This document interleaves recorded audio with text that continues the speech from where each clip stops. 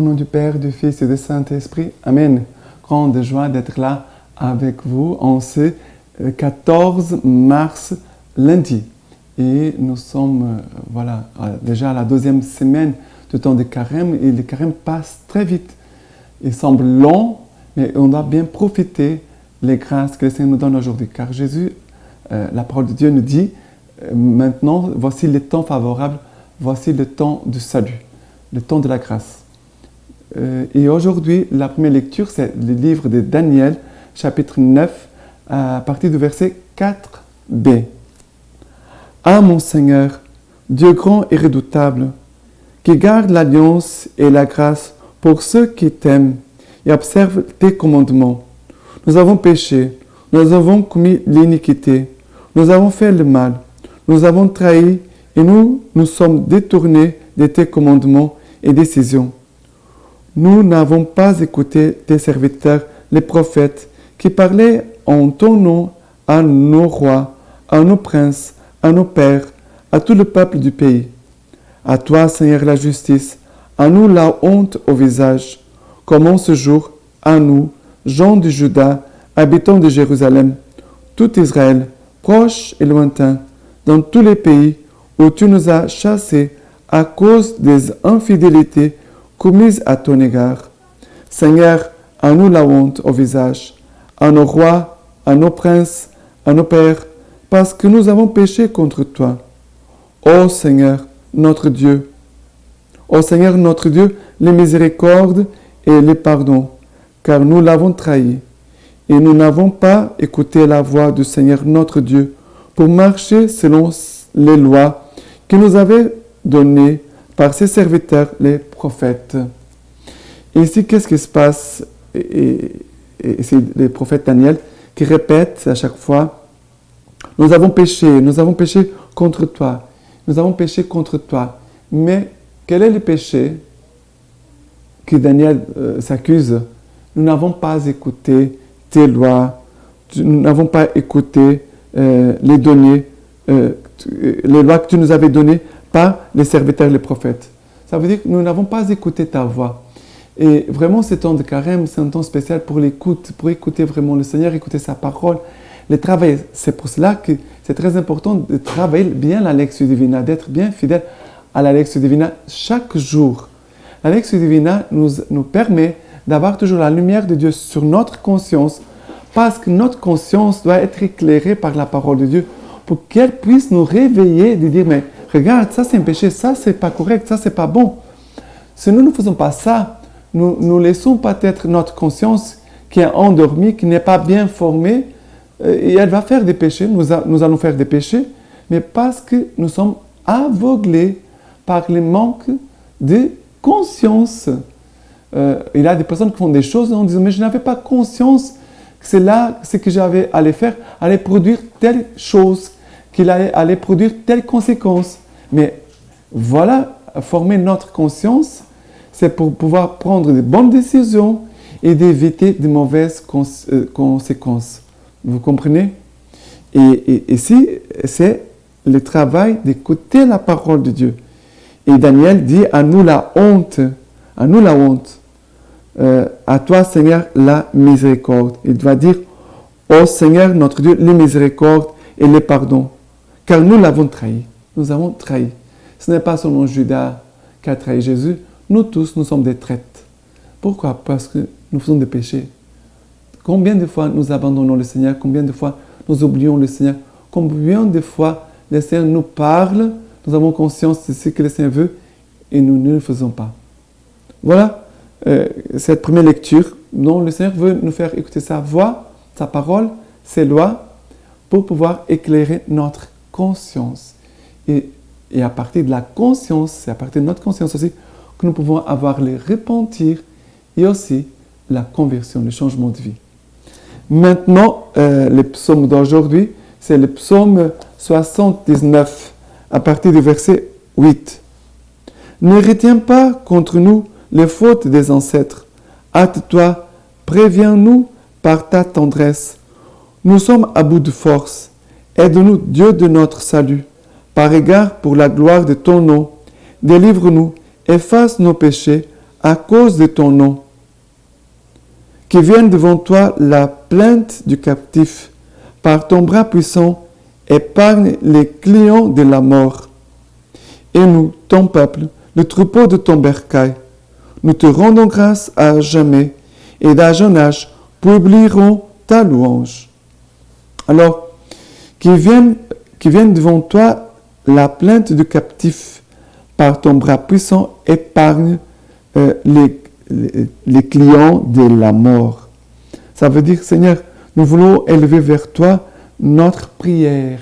Et c'est notre plainte, c'est notre prière, notre souffrance.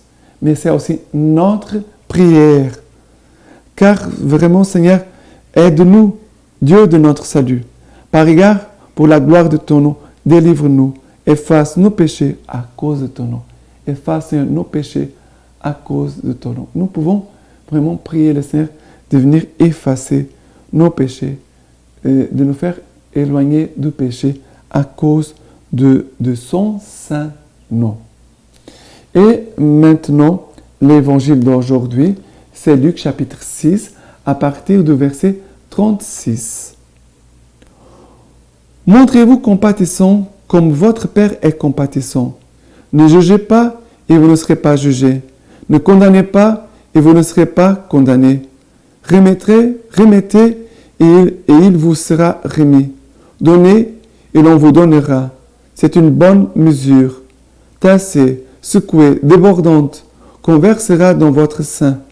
Car de la mesure dont vous mesurez, on mesurera pour vous en retour.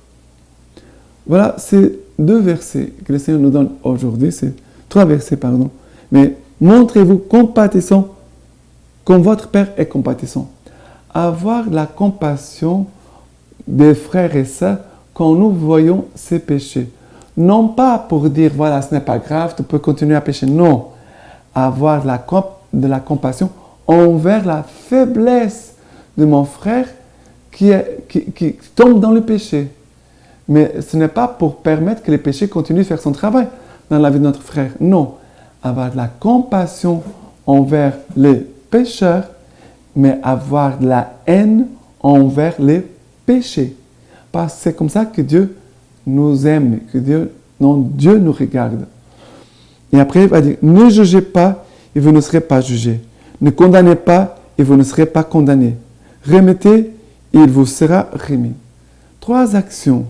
De ne pas juger, ne pas condamner, ne pas remettre. Remettez, il vous sera remis, dit Jésus dans cet évangile d'aujourd'hui. Et c'est vrai que souvent les gens sont très prêts, très rapides pour juger et condamner. Mais qui a l'intérêt de sauver?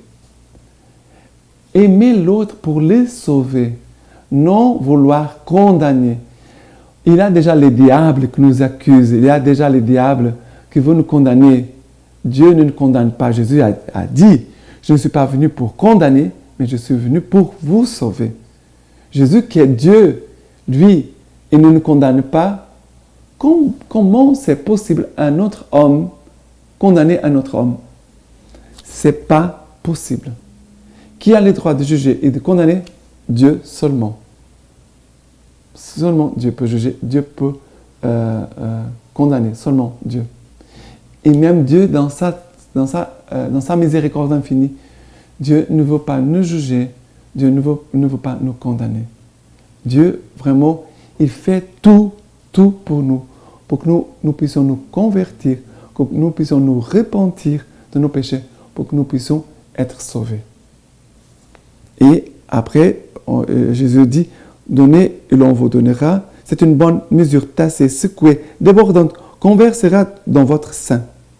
Et quelle est cette mesure bien tassée, secouée, débordante? C'est la mesure de pardon, de la miséricorde que Dieu veut nous donner. Et pour pouvoir donner le pardon, pour pouvoir donner la miséricorde. Qu'est-ce que Dieu nous donne constamment? Dieu nous donne son pardon et sa miséricorde tout le temps. Tout le temps. Et Dieu veut aussi que nous puissions faire comme lui. Donner le pardon et la miséricorde tout le temps aux hommes. D'accord? Maintenant, la lecture patristique de ce lundi, c'est de Saint Jean Chrysostome. Le peuple juif a vu des miracles. Toi aussi, tu en verras de plus grands et de beaucoup plus éclatants que lorsque les Juifs sont sortis d'Égypte. Tu n'as pas vu Pharaon noyé avec ses troupes, mais tu as vu le diable englouti avec ses armes. Le peuple juif a traversé la mer. Toi, tu as traversé la mort. Ils ont été délivrés des Égyptiens. Toi, tu as été affranchi des démons. Ils ont quitté un esclavage barbare. Toi, un esclavage beaucoup plus pénible du péché. Veux-tu savoir par d'autres raisons comment c'est bien toi qui as été favorisé de plus grands bienfaits? Les Juifs n'ont pas pu alors regarder les visages de Moïse resplendissant de gloire, lui qui pourtant n'était que leur compagnon de service et leur semblable. Mais toi, tu as vu le Christ dans sa gloire. Pour le peuple juif, après l'Égypte, ce fut le désert.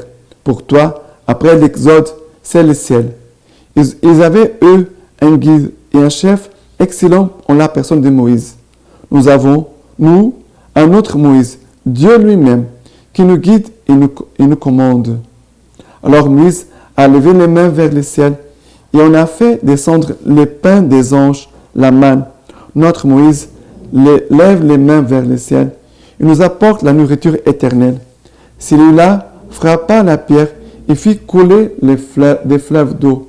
Celui-ci touche la table, frappe la table spirituelle et fait jaillir les sources de l'esprit. C'est pourquoi, comme une source, la table de l'autel est placée au milieu de l'église, afin que, de toutes parts, les troupeaux des fidèles affluent à la source pour s'abreuver à ces flots qui nous sauvent. Puisque nous avons là une telle source, une telle vie, que la table regorge des 1000 bienfaits et qui, de toutes parts, elle nous comble des dons spirituels. Approchons-nous avec un cœur sincère et une conscience pure pour obtenir grâce et miséricorde et recevoir de secours en temps voulu. Et maintenant, je vous laisse la bénédiction par les mains toutes pures de la Vierge Marie. Que Dieu Tout-Puissant vous bénisse et vous garde, le Père, le Fils et le Saint-Esprit. Amen.